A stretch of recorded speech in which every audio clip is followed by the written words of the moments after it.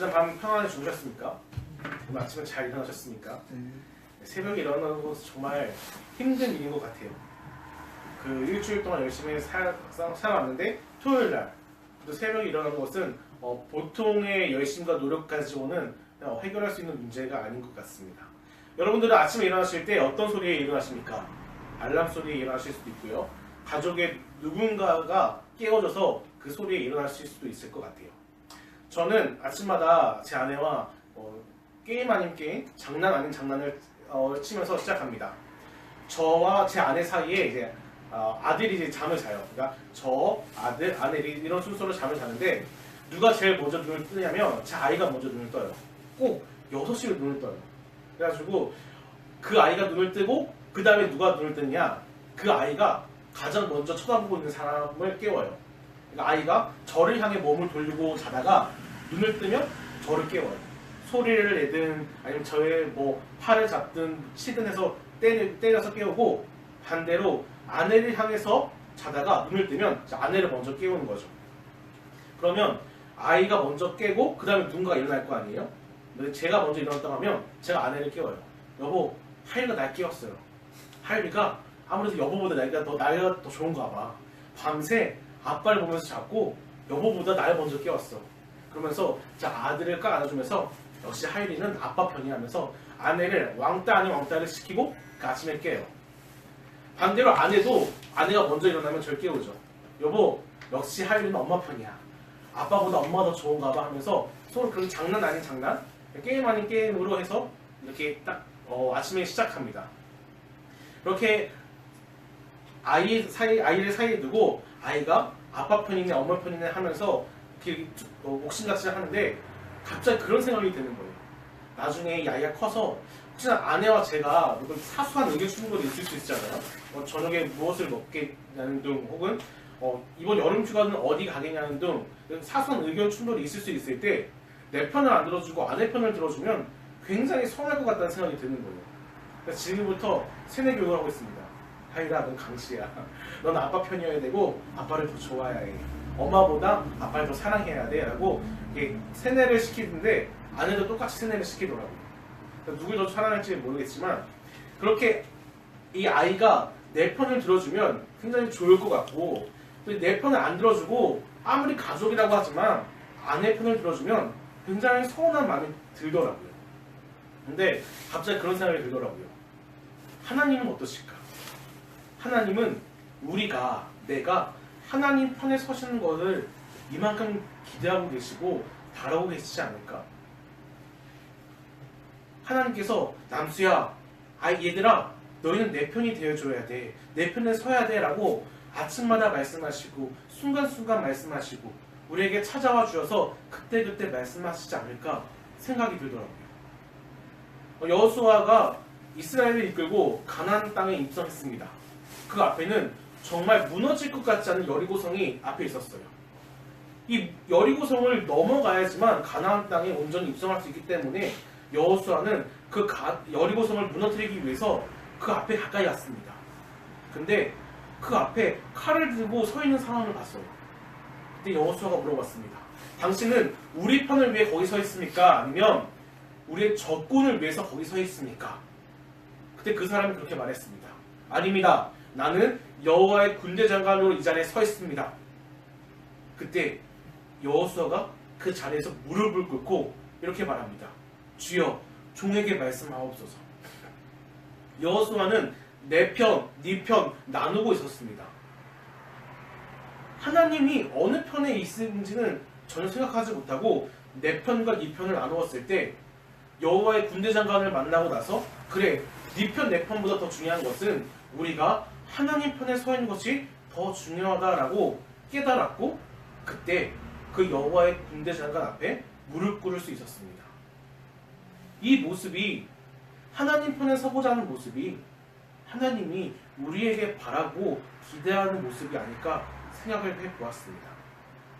바라건대 저와 여러분들은 모두가 하나님 편에 서서 계시는, 하나님 편에 계시는 분들이기를 간절히 소망합니다. 그런데 하나님 편에 서 있다고 해서 마냥 좋은 것만 같지 않습니다. 오늘 우리가 읽은 시편 64편은 바로 그런 내용입니다.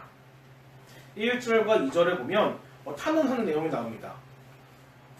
다윗의 시라고 알려져 있는데 다윗이 하나님께 기도합니다. 하나님, 주변에 내 적들로부터 나를 지켜주옵소서. 내가 너무 두렵고 떨리오니 나를 보호해 주옵소서라고 고백합니다.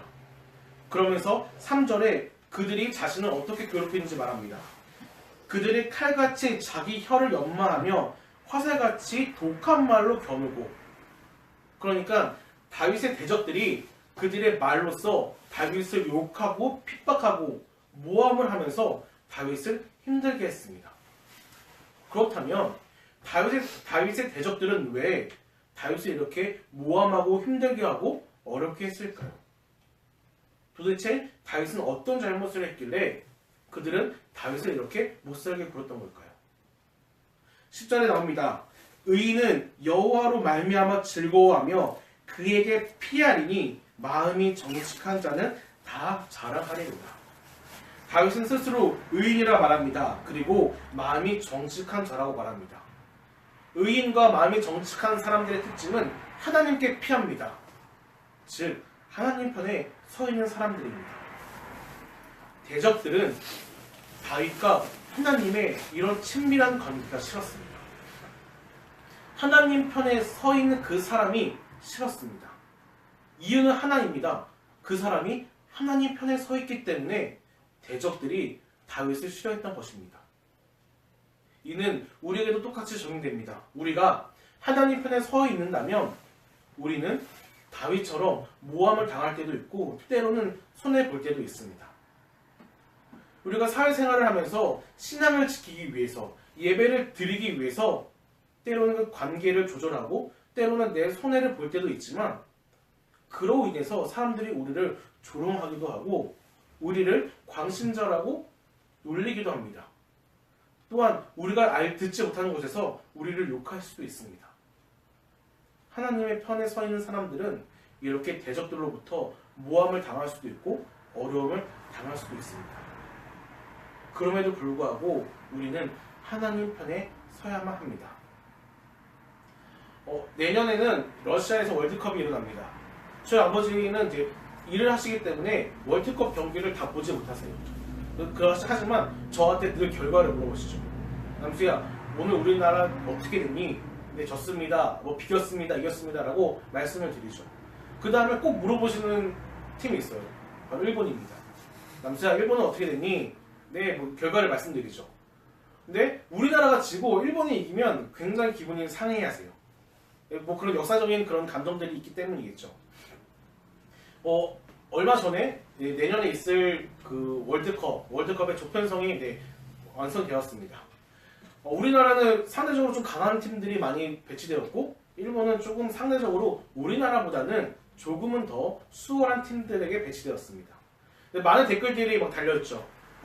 우리나라와 일본이 조가 바뀌었어야 됐는데, 우리가 더 쉬웠어야 됐는데 라고 하는데, 어떤 그 댓글이 굉장히 재밌더라고요. 어떤 댓글이었냐면 2018년 6월달에는 우리는 3개의 조국을 더 얻었습니다 라는 댓글이 있더라고요. 무슨 말이냐면 일본과 상대하는 그 3개의 조국이, 나라가 그 순간만큼은 우리의 조국이 되고 그 나라를 응원하겠다라는 그런 말들이었습니다. 내 적은 곧 나의 친구가 될 수 있는 거죠.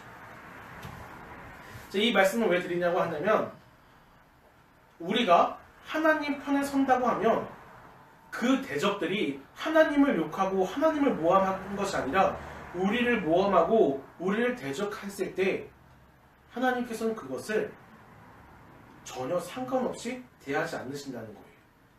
우리를 공격할 때 그 공격은 우리를 넘어 하나님께로 하는 공격으로 하나님을 생각하십니다. 4절에 보면 이렇게 기록되어 있습니다. 숨은 곳에서 온전한 자를 쏘며 갑자기 쏘고 두려워하지 아니하는도다. 대적들이 다윗을 말로써 쏜다라고 기록되어 있습니다. 7절에 보면 그러나 하나님이 그들을 쏘시리니 그들이 갑자기 화살에 상하리로다 라고 기록되어 있습니다. 똑같이 쏜다는 동사가 기록되어 있습니다. 하지만 주어와 목적어는 다르죠. 4절에는 대적이 다윗을 향해 쏘았다면 7절에는 하나님이 그 대적들을 향하여 화살을 쏘신다라고 기록되어 있습니다. 즉 우리가 하나님 편에만 서 있는다면 하나님께서 우리를 보호해 주실 뿐만 아니라 우리 앞에 있는 대적의 문제들을 해결해 주신다는 겁니다. 앞서 이야기했듯이 여호수아를 이야기했습니다. 여호수아가 여호와의 군대 장관 앞에서 무릎 꿇고 주여 종에게 말씀하소서라고 고백했을 때 비로소 여리고 성을 무너뜨릴 수 있는 방법을 여호수아는 알 수 있었습니다. 자신의 힘과 노력으로서 그것을 무너뜨리는 것이 아니라 하나님 편에 서니 하나님께서 그 모든 문제를 해결해 주시는 거였습니다. 여러분, 이 모습이 우리 모습이기를 간절히 소망합니다. 하나님 편에 서서 하나님 편에 서 있는 우리들이 되기를 소원합니다. 그래서 우리 앞에 놓여있는 그 모든 문제와 대적들의 그 어려움을 우리의 힘으로 극복하는 것이 아니라 하나님의 도움과 방법으로 극복해 나가는 저와 여러분 되기를 간절히 소망합니다. 함께 기도했으면 좋겠습니다. 우리 이렇게 기도합시다. 주님, 우리가 하나님 편에 서 있길 소망합니다. 대적들이 우리를 모함하고 힘들게 하고 어렵게 할지라도 그럼에도 불구하고 우리는 하나님 편에 서 있는 것을 피하지 않기 원하오니 우리를 하나님 편에 세워 주옵소서라고 고백하는 시간 되었으면 좋겠습니다. 다 같이 기도하시겠습니다.